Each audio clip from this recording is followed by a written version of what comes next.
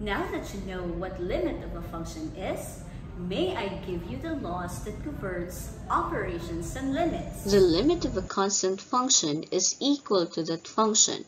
For example, the limit of 5 as x approaches 3 is 5.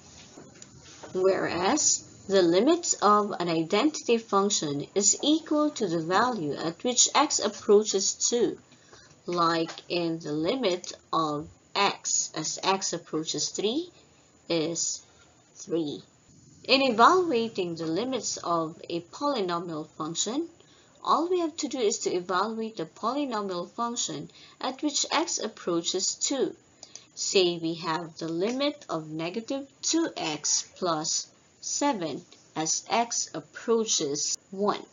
We substitute 1 to x. We will have negative 2 times 1 plus 7.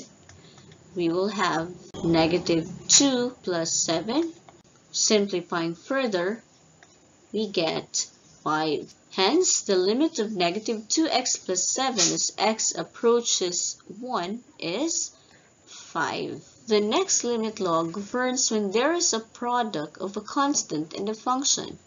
In evaluating such, all we have to do is to multiply the constant to the limit of the function after it has been evaluated at which x approaches 2. Let's work on this example. The limit of 2 times the quantity x squared minus 3 as x approaches 1. Substituting 1 to x, we will have 1 squared minus 3. Simplifying the expression in the grouping symbol, we will have 1 minus 3, which is simply negative 2. Multiplying negative 2 by the constant 2, we will have negative 4. Therefore, the limit of 2 times the quantity x squared minus 3 as x approaches 1 is negative 4. In evaluating the sum or difference of two functions, all we have to do is to evaluate the limit of each function and then we perform the operation between them. For example, if f of x equals negative 3x and g of x equals 12x minus 1, find the limit of f of x plus g of x as x approaches 0.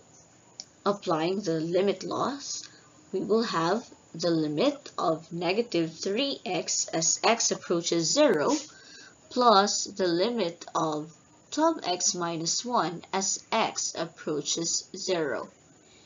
Evaluating the limit of negative 3x as x approaches 0, we will have negative 3 times 0 plus evaluating the limit of 12x minus 1 as x approaches 0, we will have 12 times 0 minus 1. Simplifying the expression, we will have negative 1. Hence, the limit of f of x plus g of x as x approaches 0 is negative 1.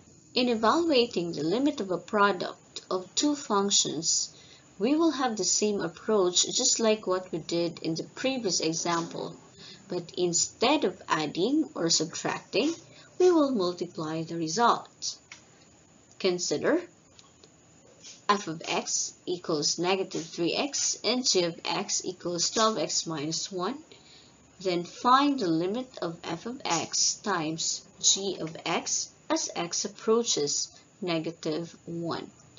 Applying the limit law, we will have the limit of negative 3x as x approaches negative 1 times the limit of 12x minus 1 as x approaches negative 1. Evaluating the first limit, we will have negative 3 times negative 1. And then we also evaluate the second limit. We will have 12 times negative 1 minus 1.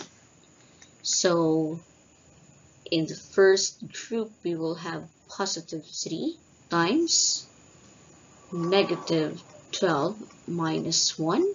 This would be negative 13.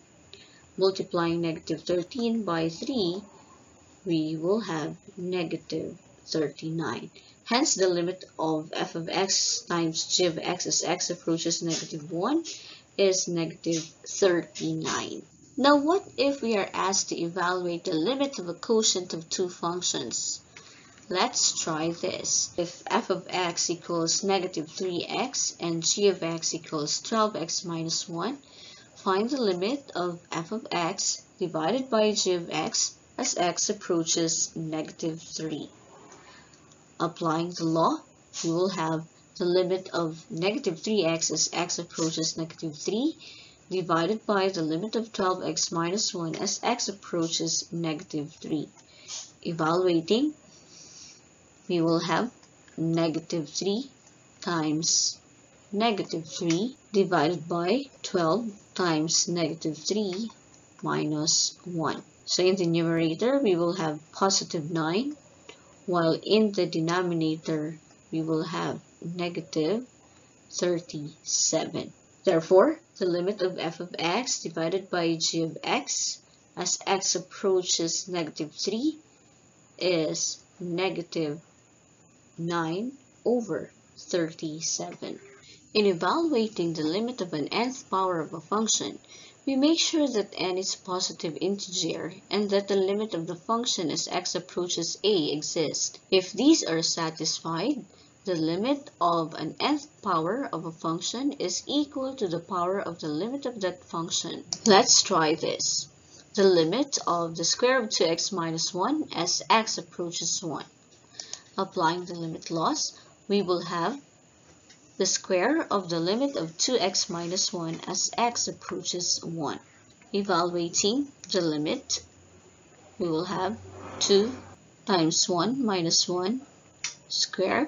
We will have 2 minus 1. Simplifying, we will have 1 squared. Hence, the limit of the square of 2x minus 1 as x approaches 1 is 1. The limit of an nth root of a function is the nth root of the function when evaluated at the value at which x approaches 2. However, we have to take note that the limit of an nth root of a function is equal to the principal nth root of the limit of that function, provided that n is a positive integer and the limit of the function is positive if n is even. Let's work on this example. Evaluate the limit of the cube root of 6x minus 27 as x approaches 0. Applying the law, we will have the cube root of the limit of 6x minus 27 as x approaches 0. Evaluating the function, at x equals 0, we will have 6 times 0 minus 27. Simplifying further the radicand, we will get the cube root of 27, which is equal to negative 3. Therefore, the limit of the cube root of 6x minus 27 as x approaches 0 is negative 3.